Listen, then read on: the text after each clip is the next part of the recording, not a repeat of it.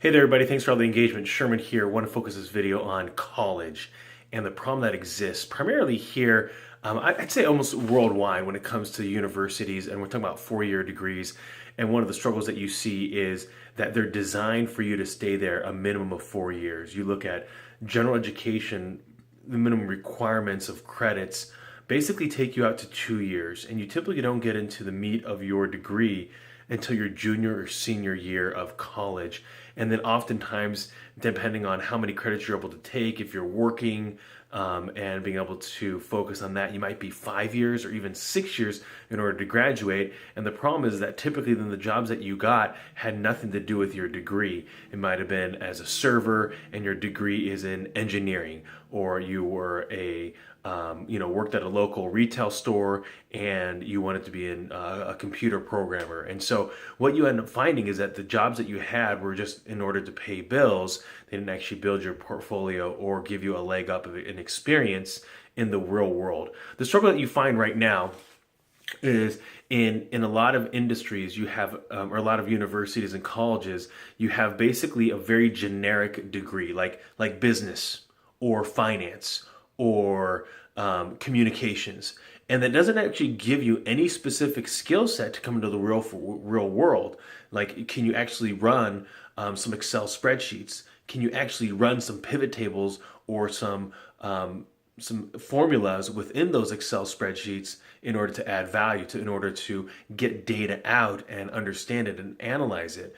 Do you actually have the ability, even if you graduate in accounting, to actually run some personal tax returns? And oftentimes I'm amazed that there's not a better partnership between colleges and universities and employers. And so there's this huge disconnect. And one of the main problems that I see is that universities are built primarily to charge you tuition fees, and they want that in about 4 years. And you see that there's a stronger correlation between technical colleges and employers and being able to get students employer ready, work ready. And so there's a huge problem with that exists. And I don't know who's going to fix it. I know for me, I'm partnering up with some of the local universities that we belong to and helping change that narrative, helping change that thought process for students to be able to say, hey, if I'm in business, I should then have a job, not working at the local, McDonald's or fast food or some kind of food business just because it's easy. I should take the hard work of finding something in my field to start building out that experience. Because experience is only caught by doing, by getting things done, not by being there for a number of years. And so I think there's a big problem of education right now. Plus, if you look at the high cost of tuition has gone up anywhere between 7 to 10% in the last couple decades in regards to tuition. And you look at the actual net real income back to the graduate, it's not there. The correlation doesn't add up. It doesn't make any sense.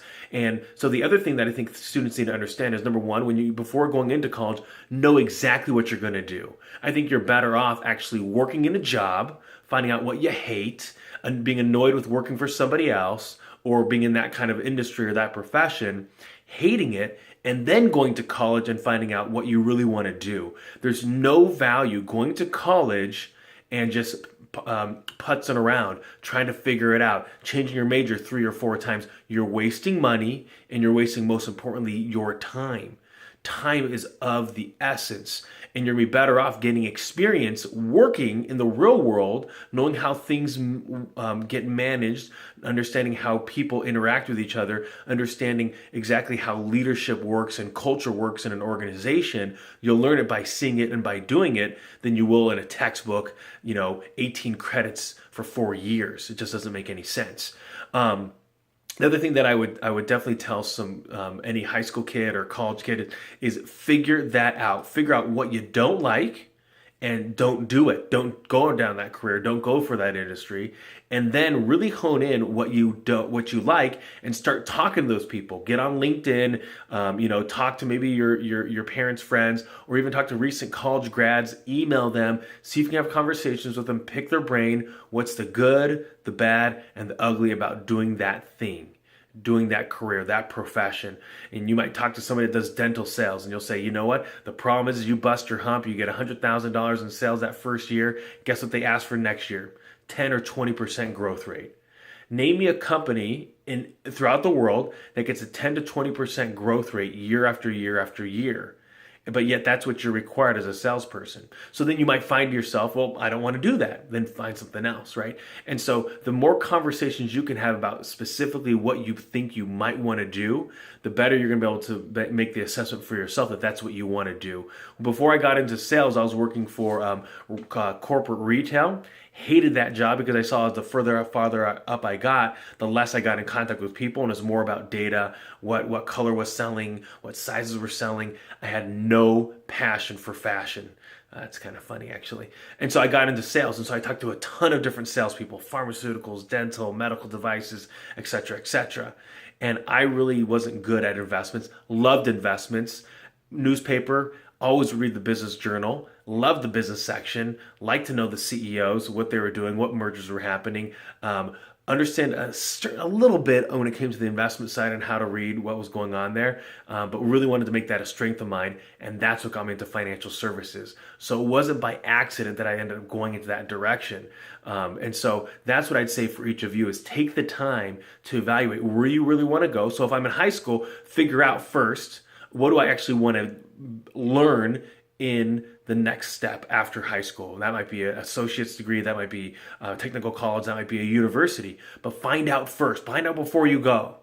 And then if I am in college, find out what you want to actually do. What are some of the things that excite you? And not to say that you have to find your passion immediately, because it does take some time, I think, for some people. Not everybody is born with that self-awareness of exactly what their strengths are and what their weaknesses are, and understanding who they are in a career perspective. So figure that out. Take the time, interview other people, go online, reach out to people, be social on social media. That's a new concept, but go on to LinkedIn, go on to Instagram, follow other people's profiles, figure out to see if that's what you really want to do. There's a ton of different professions out there, and your skills and talents are going to be found somewhere. They will be, right? Because not everybody wants to be a medical device salesperson. Not everybody wants to work, at the Home Depot. Not everybody wants to work at a machine shop. But you might find that out now, and I hope we can change the narrative that's happening between employers and colleges and universities. Have a fantastic day, everybody.